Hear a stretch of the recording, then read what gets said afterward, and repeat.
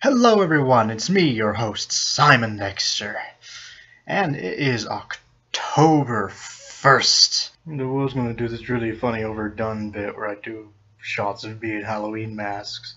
But no, I don't know where my masks went. That upsets me so much. But you do know what that means, right? Our time is here, people. It is the months of ghosts and ghouls. And that means fun stuff for you and me. Now, a question I often asked myself when I first started, and I hope you can't hear those dogs, and a few times a few friends asked me the same question, but I always pondered, would there ever be a time where I would read a good creepypasta on my channel? Now, I'm pretty much told myself I would never transition into just reading good creepypastas ever, because they're all over the place. Seriously, look them up. You will find people who read good creepypasta, and that's all they do. That's why I decided to do this instead. But I always wondered if there would be just, a random chance that I might, decide just to read one every now and again. And I figured, Halloween's coming up. And Halloween is a night of scares. So, why not read one good creepypasta on Halloween? So lo and behold, I introduce you to Simon's first annual Halloween Hall of Fame. Wait. First annual, I say. What could I possibly mean by that? Yes, if this goes over well, I hope to make this an annual thing. Every year on Halloween, I will read one good creepypasta, thereby inducting it into my Hall of Fame, sort of giving it my little stamp of approval of the one story on the internet that doesn't suck. But herein lies a slight problem, because you see, I have not allowed myself to read, watch videos, or anything of the like containing creepypastas at all. In fact, every story I read, I haven't read beforehand except for like the first 3 or 4 episodes. Seriously, everything you've seen on my channel has been totally improvised and off the fly and within seconds of me actually reading it, even the new video stuff. So, why is this a problem? It means I can't go searching for creepypastas, because what if I find a bad one and I want to do it? If I can't be genuine about it anymore, that would suck. So, that's where you come in. As of the moment this video is published, I am now opening suggestions for the Halloween Hall of Fame. What stories do you think deserve to be inducted into Simon's They Officially Don't Suck Hall? But before you get too excited, there are a few rules. Just a few. Rule number 1. The stories must be scary on their own merit. As this is a Halloween special sort of deal, I'm only taking creepypastas. So that means they've, of course, got to be scary. Granted, there are different definitions of scary, so I'm not going to hinder you there. But the actual story has to be scary. It can't have any companion videos, music, whatever. Which, unfortunately, means I have to disqualify Ben Drowned. I know, please don't get too angry. I'm a little upset myself, because to be frank, Ben Drowned is one of my favorite creepypastas. But we all have to admit, without the videos and the Song of Unhealing, it wouldn't have been as good. So the stories have to be good by themselves, with no help from any other outside sources. Just the material. Rule number 2. This is a one-night deal, so this is a one-video deal. So please keep your choices simple. If I need to be married to the lore or read every other story following up to this one for it to make any sense or to be good, don't bother. If it's a story that has multiple parts, I can try and push through it, but I'd really rather it not be too long. But if a good story comes along and it's long, then I'll do it. But yeah, just try and not make it a complex deal. Like, I don't want to have to do anything where I have to know every last little thing about, I don't know, Jeff the Killer or something to get to the point of a story. Okay,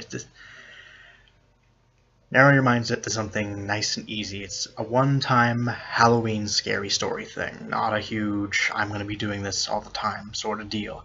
So, yeah, simple. Rule 3, no trolls. Guys, don't waste my time. That would make me upset. Send me trolls for Cruel and Unusual story time. I'd rather be wasting my time there than for something that's actually supposed to be good, okay? Please, for me. Please. And rule 4, I cannot stress enough. This isn't a contest, guys. This is for fun.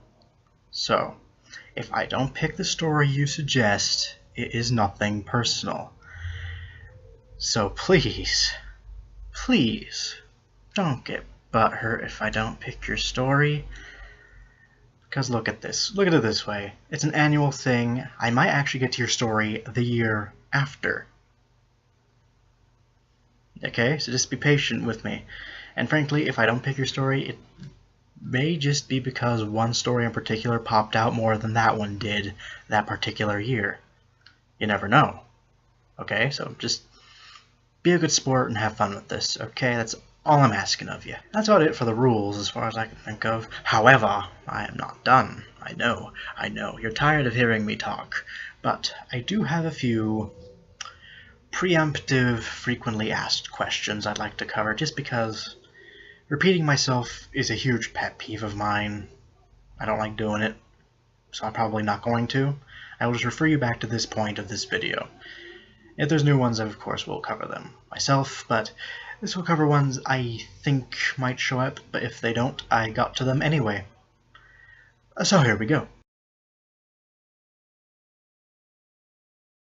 Yes, you may, but I'm not gonna go easy on you just because you're a viewer, because I gotta treat you like any other story I read on this channel, or it's not fair. So if this is like your first time and you want notes or just the screen time on my show, I might not be the right person to come to. So if you're going to send me something, send me your best work, and you have to know it, have your friends review it, see if they think it's really good too, then send it my way just because I am a snob. And this is the Halloween Hall of Fame we're talking about here. Nothing but the best. Well, yes, actually. As you know, when I'm actually reading, I tend to just sort of leave it as a picture and my voice to not distract unless I need to make a dumb joke, which I'm not doing for this. So I thought it'd be kind of fun to have maybe some fan art for the background. And, I don't know, just something spooky, Halloween themed, maybe in some actual Halloween Hall of Fame themed stuff. That'd be kind of neat. I'll leave that up to you. I think it'd be fun. And no matter how many I get, I'll make sure every single one shows up in the video, and my favorite one will make it as the thumbnail for the video. Sound fair? Sound fun? I think it does. So no matter what, if you decide to do that, I will feature it in the Halloween Hall of Fame.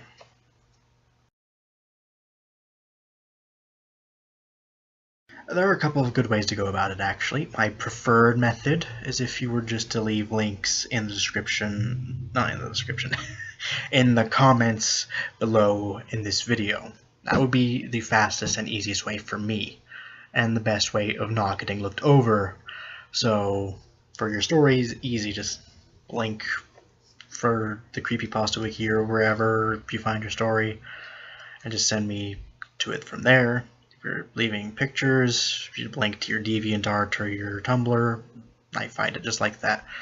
Another way I suppose you could go about it, but I wouldn't suggest it, but you can definitely try if it's easier for you, is just posting on my Facebook or the Tumblr or on Google Plus, I guess, with the hashtag Halloween Hall of Fame, and God willing I'll find it, because I know I only have like slightly over 100 subscribers, but I fear there'll be a shitstorm and I'll miss something, and I really don't want to do that to you guys. That's unfair. Well, saying I can't really read them beforehand, I will probably have my readers do it for me. If you've watched my, I want to say, Ed and Eddie video or something like that, I do mention I have people who read my stories for me, and then they tell me what they think. And then I make an episode, or in this case, I will read it after they read it, and then start making choices from there. And then maybe me and the rest of us will converse and decide which one we think I should do. And if it gets really troublesome, maybe we'll have a vote 1 week before I do it.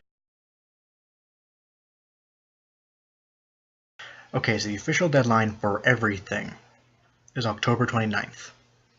I think it's a fair amount of time to find whatever story you want and draw whatever you so please.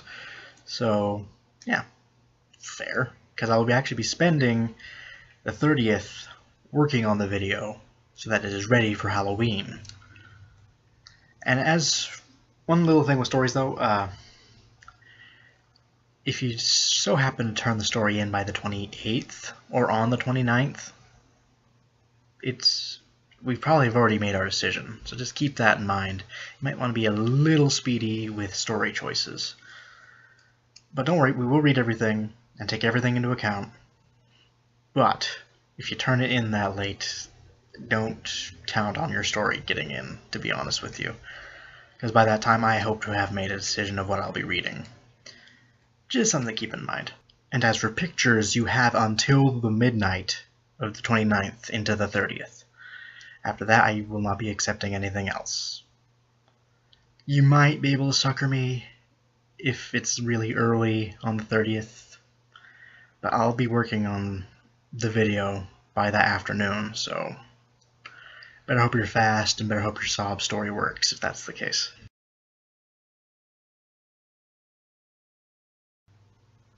But I don't see how that pertains to anything. But no, I was just in theater for a long time. Oh, sorry, I'm afraid I'm married to my work. And that should be everything you need to know about the Halloween Hall of Fame. So, hopefully this is a fun experience and we can enjoy a nice Halloween together. I'll also be doing a few special videos this month in honor of it being October and Halloween-y. I will be doing an actual creepypasta on Friday again as per usual, but then the next couple weeks I will be doing something special until the Halloween Hall of Fame. So, that's it for me today. I will see you all real soon.